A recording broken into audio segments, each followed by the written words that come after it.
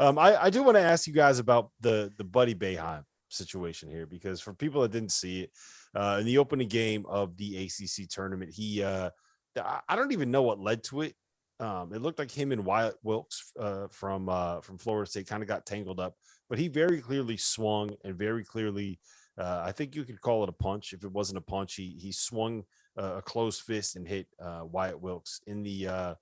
I don't know if he was going for a nut shot or if he was just trying to hit him in the stomach, but he definitely hit him in the midsection, and he ended up getting suspended for a game. That effectively ends his Syracuse career if they lose to Duke, and that is not an ideal situation, I don't think. But I think is that the right decision? Like, I don't really know what you do in this spot. Yeah, I mean, it's unfortunate. Obviously, it happened. He made a play in the game he shouldn't have made. He shouldn't have done. It's a big, Syracuse. Obviously, they've got an opportunity tomorrow against Duke. They've got a chance still to obviously try to get an automatic bid by winning the ACC tournament. So it hurts them from that standpoint. But I think it's something that I guess we all learn that you can go back, look at the tape if you see something like that happened and transpired during the game, and go back and make a decision. And so, in that situation, shouldn't have been done. And, obviously you got to be held accountable. And so the 1-game suspension for his sake and his dad's sake, hopefully they can upset Duke so he can get back on the court.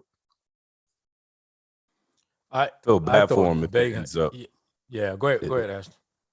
I feel bad if it ends up being his last game, man. Obviously the emotions, it's still younger, young kids at the end of the day. So emotions get the best of you. Obviously, he should never hit them. But ultimately, if you end your career, your college career like that, that's tough, on such an emotional decision like that. Because we've all, kind of been through it.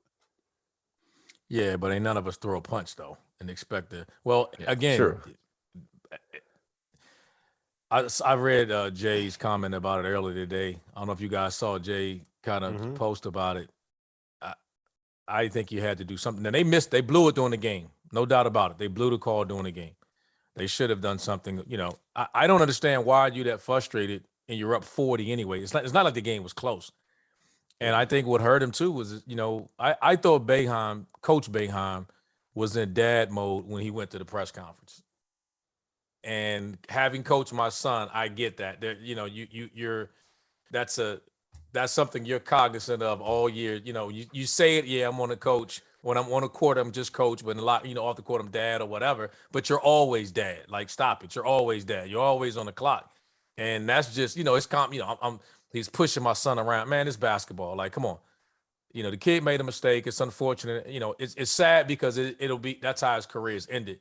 But what would the punishment going to be if it was in game? I mean, what else are you going to do? Just throw him out the rest of that game? That was nothing because it was a 40-point game. No, and if you get a flagrant 2 for throwing a punch, isn't it an automatic 1-game suspension? Automatic anyway. Yeah. So yeah, I mean, I get why Syracuse is that group is going to be frustrated with the way that this works out. Because I mean, look, they can beat Duke. When their guys are making shots the way they made shots today against Florida State, they can beat Duke. But your kid threw a punch, and I'll tell you this.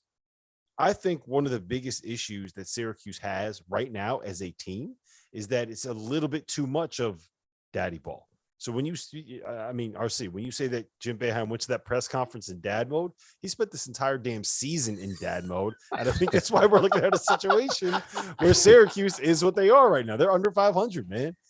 Look, I get it's fun. Like he's been in the business for 50 years, whatever it is.